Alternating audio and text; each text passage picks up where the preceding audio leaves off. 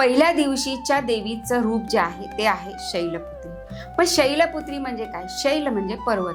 पर्वत मग कोणता पर्वत? तर हिमालय.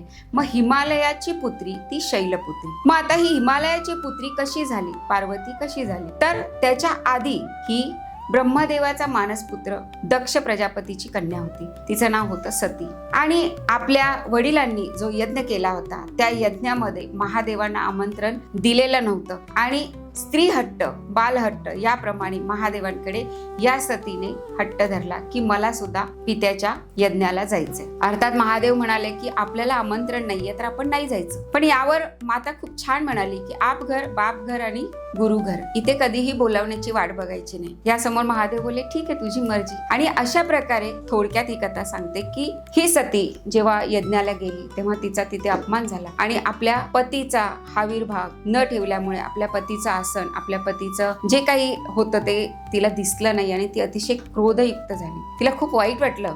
आपल्या वडिलांशी तिने खूप भांडण केलं आणि स्वतः इतका राग आला की स्वतः त्या यज्ञाच्या समोर बसून योग सामर्थ्याने तिने स्वतःतला अग्नी प्रकट केला आणि ती त्या अग्नीमध्ये जळून खाक झाली. जे काही घडलं त्याचा नाश झाला आणि ही गेलेली जी सती होती त्या सतीने पुढच्या जन्मी हिमालयाच्या पोटी पार्वती म्हणून जन्म घेतला. ती ही शैलपुत्री.